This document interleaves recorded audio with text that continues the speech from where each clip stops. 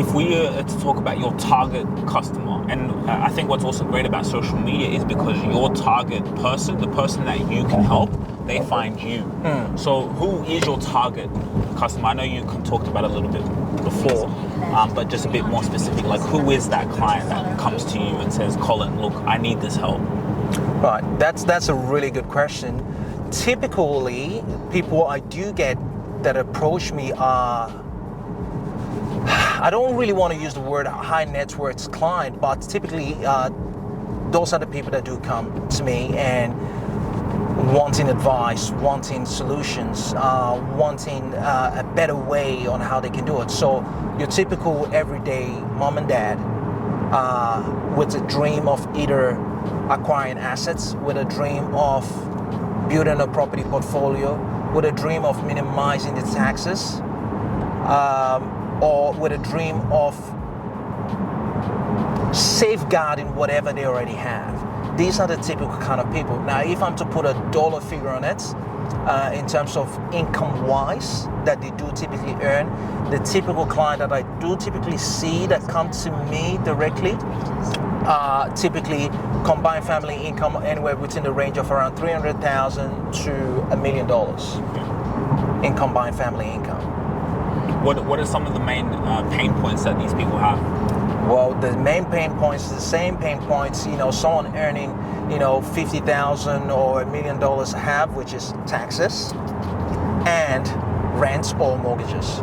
These are typically the main pain points. Then sometimes you get a unique situation where someone, you get a high network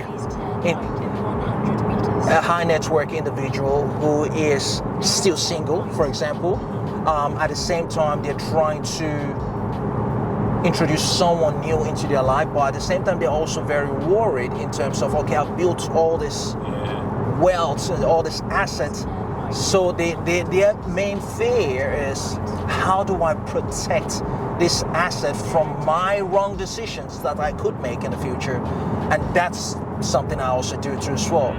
Asset protection, structuring your asset, making sure that it's structured in a way that you can still leave a legacy after working so hard for the next generation and the next generation and the next generation to come.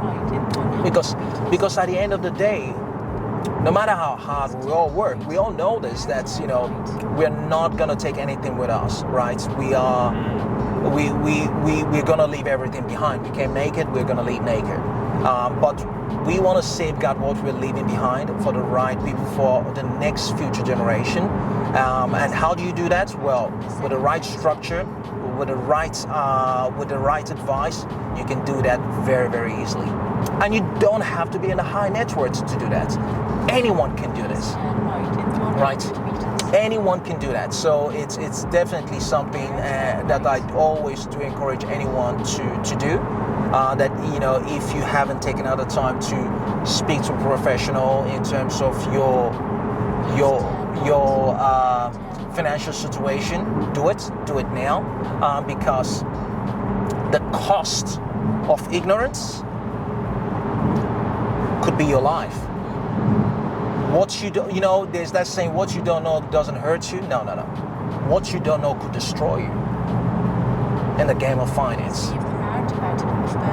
Right? So I would always suggest that, everyone speak to someone like myself or a professional that does this on a day-to-day basis to give them advice and recommendation in terms of how they can go about improving their financial position. You don't have to wait till you're earning six figures. You can start doing it when you're earning 20,000, 30,000, 5,000, whatever. It doesn't really matter. Right structure. A structure is better than no structure whatsoever. Yeah. So let's talk about that a little bit, because let's remove that excuse, right? A lot of people say, like my father says, if you don't invest right now, what makes you think you're going to invest later on? Absolutely. So removing that excuse, what are some tips that you have for, let's say, someone like me or someone out there, young person who's watching this video, who's earning maybe a certain amount of money? How can they be able to start building wealth with the little or with what they have? Well, I talked about assets, acquiring assets and things like that. There are so many ways you can start doing something. The point here is start. You have to start.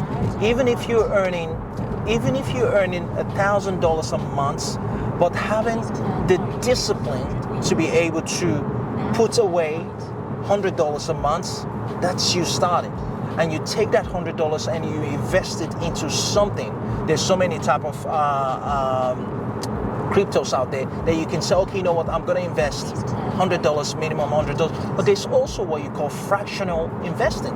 You don't need to own 100% of the property. You can be a 1% shareholder of a property.